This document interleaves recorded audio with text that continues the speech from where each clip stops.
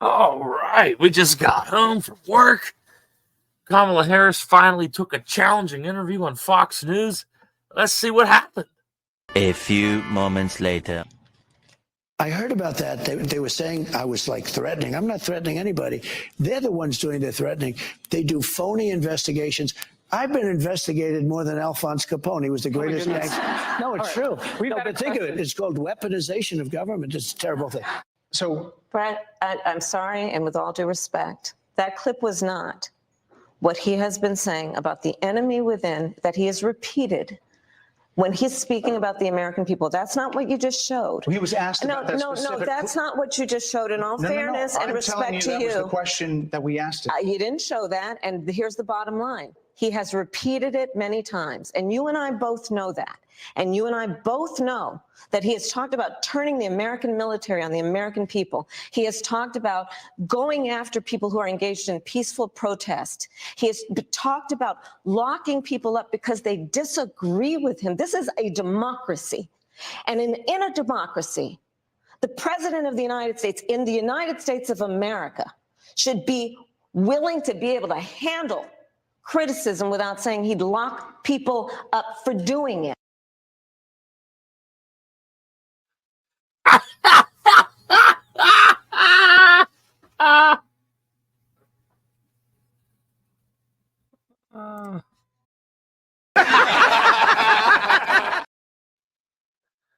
Oh, man. Guys, Kamala Harris finally went into enemy territory for the first time on Fox News with Bret Baier. And let's just say she got cooked, motherfucker. Ladies and gentlemen and they, thems, and zers, this is another edition of Reffert Report. Thank you for joining me. Make sure you hit the like button. Comment down below to help me beat this algorithm and beat the liberals. Make sure you share this video. Make sure you give a like and subscribe to the MAGA Warriors too. They're awesome. They should be up on my screen hopefully here. If I can remember to put their title card somewhere on the video. So, yeah. Let's just, I guess, dive right into this interview. She lied a lot. Just want to let you know. Not surprised. You know, and what I find really funny is you hear a lot of "let me be clear" and blaming Donald Trump a lot. Oh, and middle class kid. You can't forget middle class kid. Bitch! Also, I just want to say, for the record, that Kamala Harris mentioned Donald Trump's name 20 times in an almost half an hour interview. 20 different times she had to mention Donald Trump's name. The amount of TDS that comes out of this woman is insane. More than 70% of people tell the country is on the wrong track. They say the country is on the wrong track. If it's on the wrong track, that track follows 3.5 years of you being vice president and President Biden being president. Best of them. Why are they saying that? If you're turning the page, you've been in office for 3.5 years. And Donald Trump has been running for office. But you've been the person holding the office. Come on. What a fucking dumbass! You know what I'm talking about. You and I both know what I'm talking about. I actually don't. What are you talking about? What I'm talking about is that over the last decade, But people you're the have lever of become. power. But listen, over the last decade, it is clear to me, and certainly the Republicans who are on stage with me. So, that was one of the most important parts of the interview I had to share with you. When she was showed that when Americans are polled by these pollsters, that it's clear that almost 80% of people polled say that the country's on the wrong track. Regardless if you're a Republican or a Democrat or an independent, it's pretty clear most of the country agrees because of this fucking administration, it has been screwed up the past 3.5 years. And what the hell does this dumb bitch have to offer? It's all Trump's fault. When did he leave office again? I believe it was January 20th, 2021. And she has the fucking gall to come out here and blame Trump for the problems that her and Joe Biden have caused the past 3.5 years? Are you fucking kidding me? That's the best she has to offer to that question? What a fucking load of shit. Stop it. Get some help. All right. Here's another part of the interview that really, really brings my piss to a boil. When Bret Baier asked her about the girls who passed away from illegal migrant violent crime that was caused on them from the failed policies of the Biden-Harris administration. Let's hear how she has to answer. Jocelyn Nungari, Rachel Morin, Laken Riley, they are young women who were brutally assaulted and killed by some of the men who were released at the beginning of the administration, well before a negotiated bipartisan bill. Former President Clinton actually referred to Laken Riley Sunday campaigning for you in Georgia, saying if those men had been properly vetted, Laken Riley probably would not have been killed. So if it wouldn't have happened, this is well before any negotiation.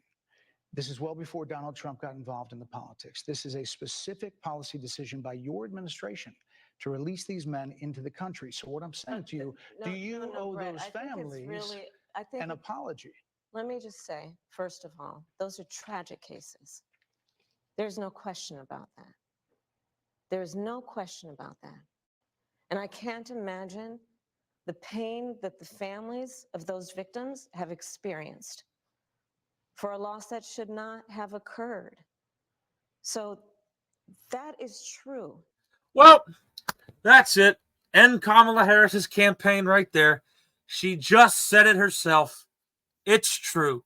If they were actually fucking vetted like you're supposed to do during asylum claims, those women would have never passed away, and someone can still have their daughter or girlfriend with them.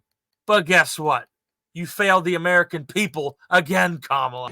Bitch! Fuck you! Fuck you! Fuck your dad! It is also true that if a border security had actually been passed 9 months ago, it would be 9 months that we would have had more border agents at the border, more support for the folks who are working around the clock trying to hold it all together. Well, we already know that's a crock of bullshit. If you want to see me break down the border bill, make sure you click up here. I think it's going to be up here somewhere. I might put it. I don't know. I'm going to put it somewhere. My last video, I break down the border bill, or you can see a short of mine where I break it down a little bit. Yeah, let's just say that border bill went to asylum agents, which would make asylum easier for these foreigners to come through without any sort of vetting or whatsoever. It just made it quicker.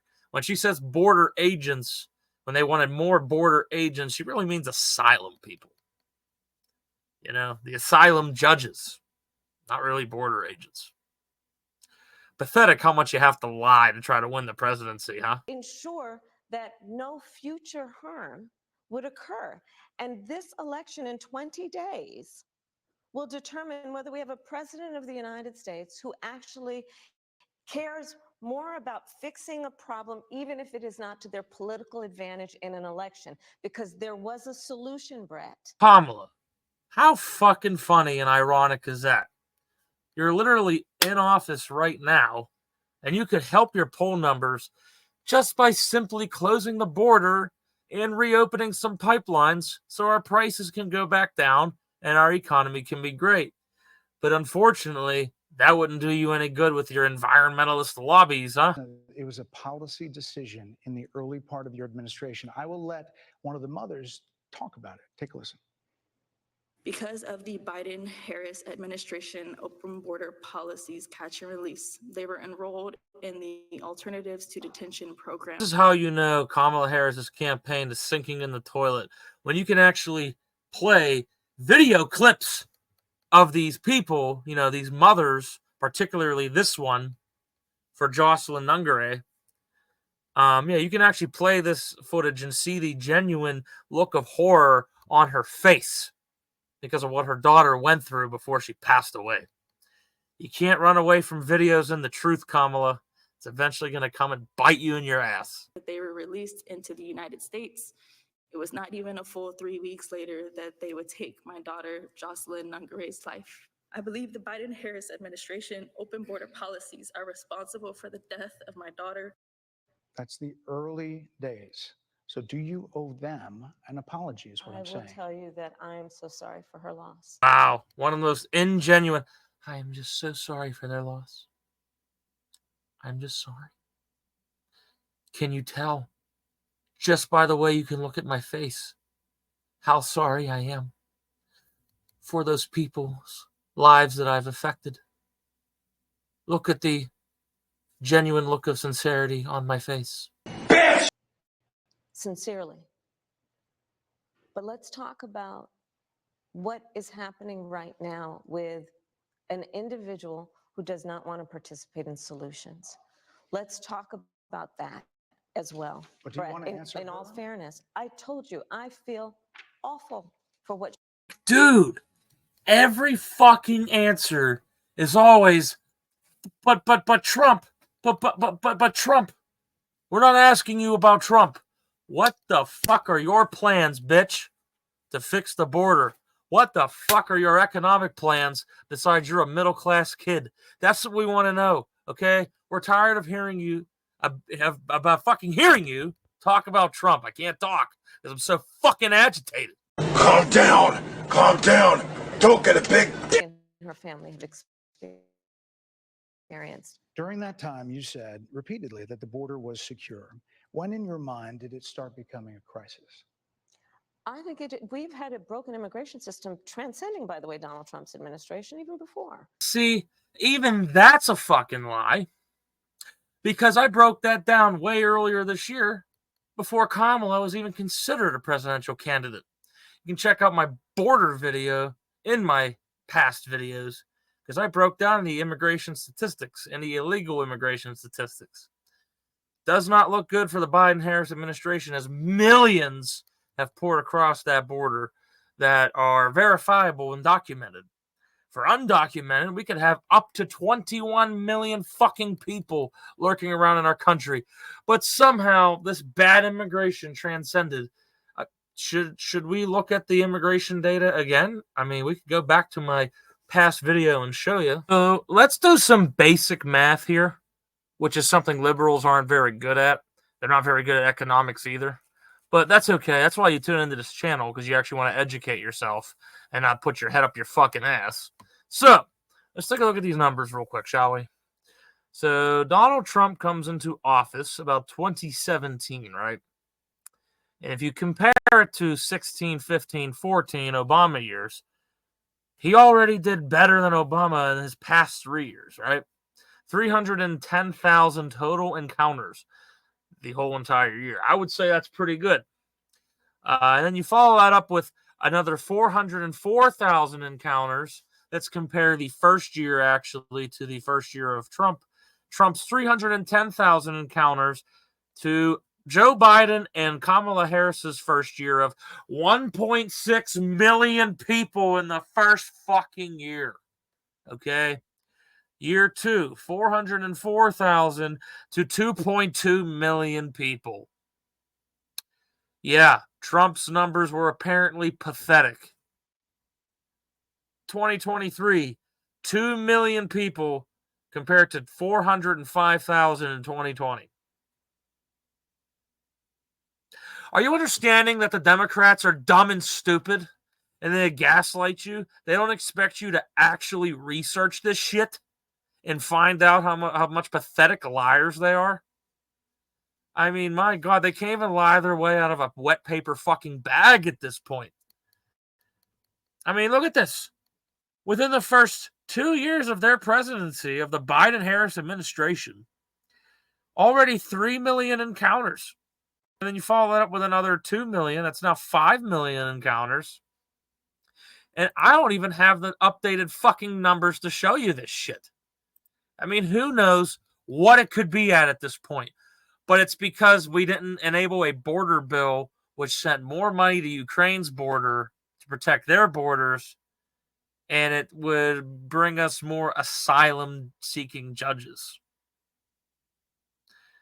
That's literally what they're arguing. She's trying to tell you that Trump's numbers are worse than theirs but you can clearly see that's not the case and that she's full of shit. Is anybody even buying this shit anymore? And if you still are, you need your head examined. It's like he's got these things going on upstairs in his brain compartment that aren't working properly. He's got these fucking psychological shit going on, and you better fucking watch himself, I tell you. And now, let's go to my favorite part of the video. About locking people up because they disagree with him. This is a democracy. And in a democracy, the president of the United States in the United States of America should be willing to handle criticism without saying he'd lock people up for doing it. And no, dum-dum, he never ever mentioned once about turning the U.S. military on citizens who criticize him. He said about turning the military into protecting our border. That's not turning them on the citizens. Okay?